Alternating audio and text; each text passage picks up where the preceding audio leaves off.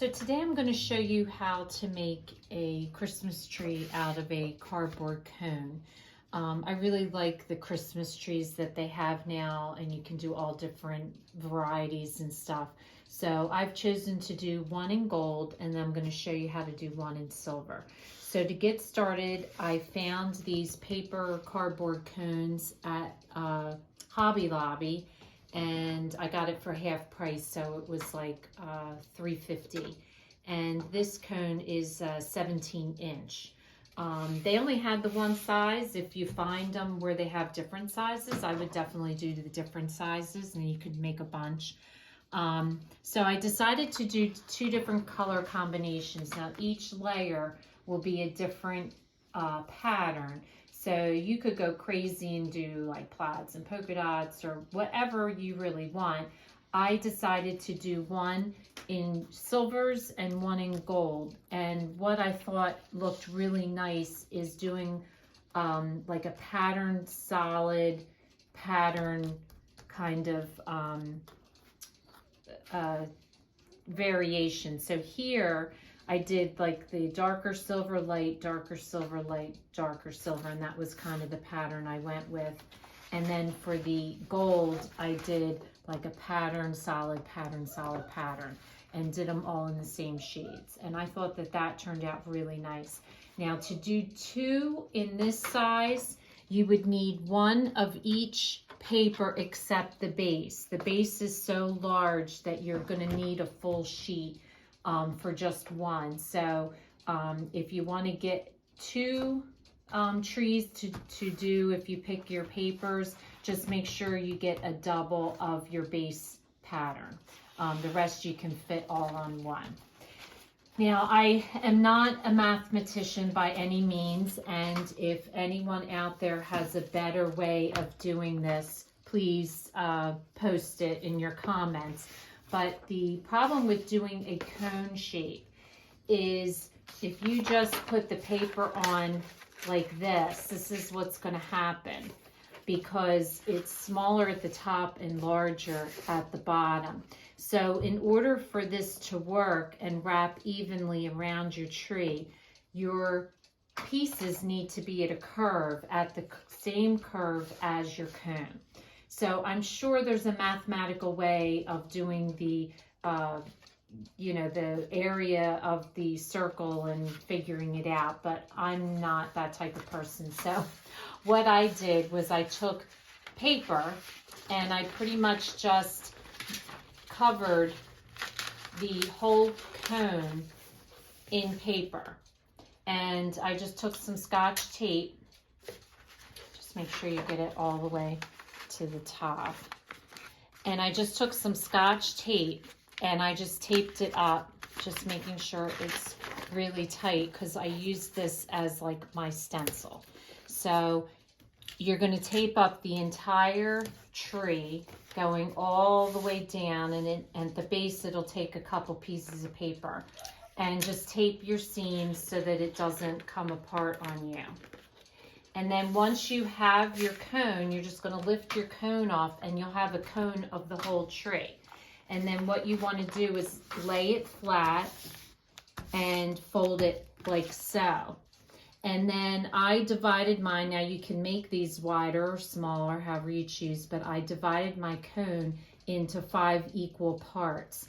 So once you have your paper cone, and the bottom should be flat, I'm not going to do the whole cone because you'll get the idea, but it should cover the whole thing.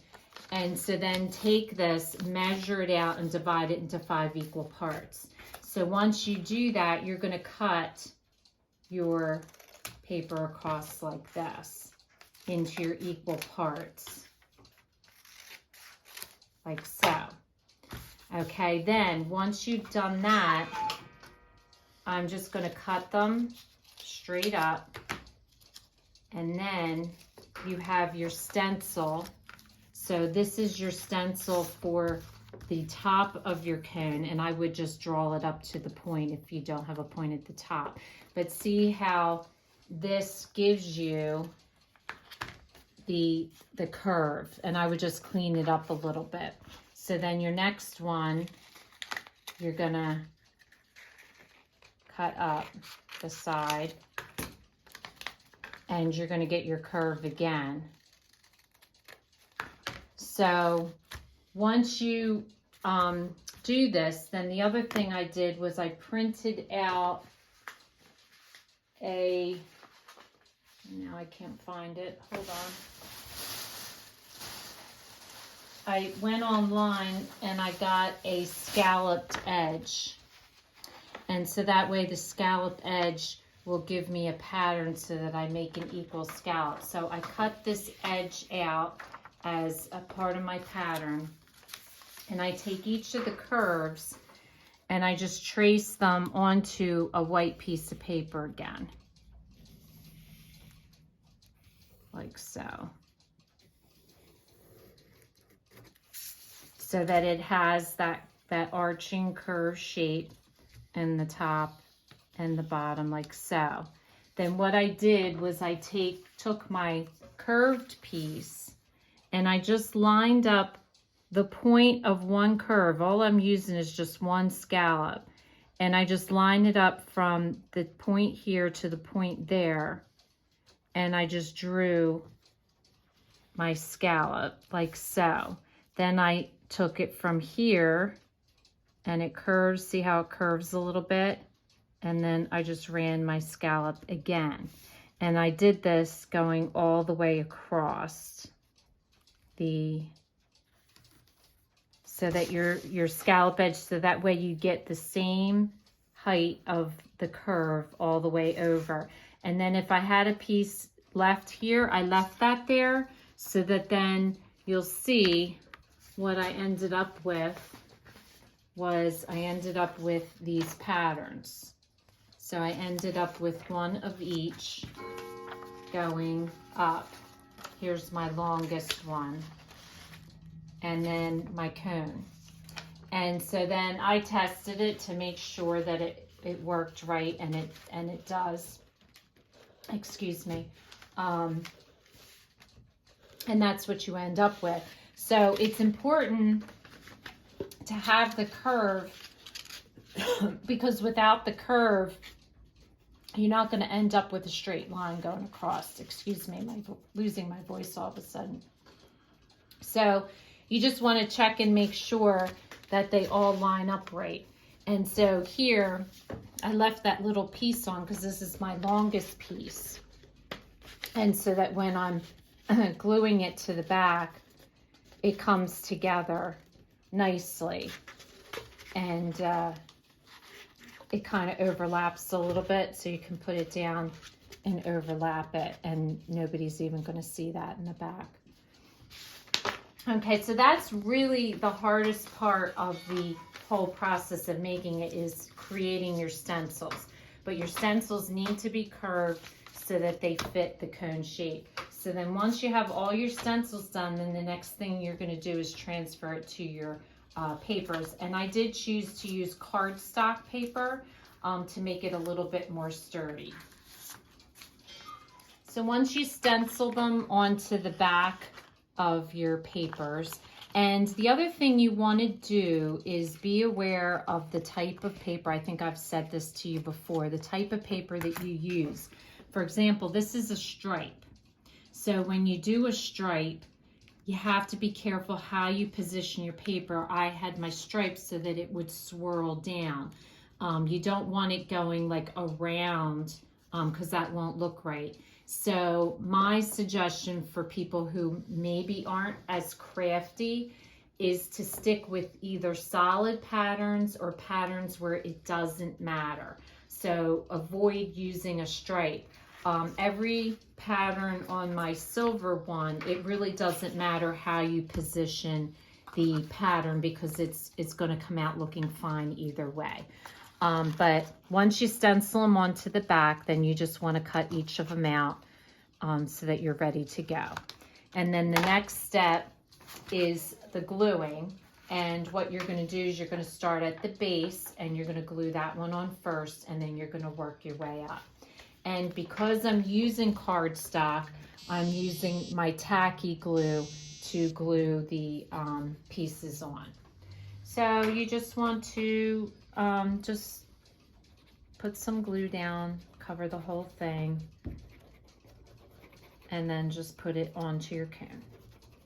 And some of the thicker stock papers, sometimes, especially as you get up top, I'll show you, I curl the paper a little bit so that it has the curvature of the cone, but the big piece shouldn't matter that much.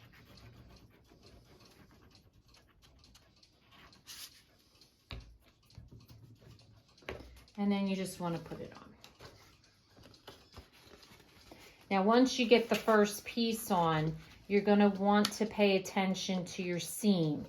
And you want to put your seam all the way up the one side so that when you are displaying it, nobody's going to see that back seam. So you want to make sure that's all lined up in the back. And so you just want to hold it for a few minutes until the tacky glue adheres. So as you go up, what is useful to do is to mark where you want to place your next level, so that way you know you're right where you're supposed to be. It's helpful for when you actually have glue on it. So, and then like I said, sometimes I curve them a little bit, which also helps to make it easier. So again, you just want to put the glue on it, and then if you have a little marking, it helps to guide you when you're placing your next level. So for the top piece, I do try to shape my paper into the cone. It makes going on a lot easier. So just shape it and then put your glue in, and then we'll stick it on.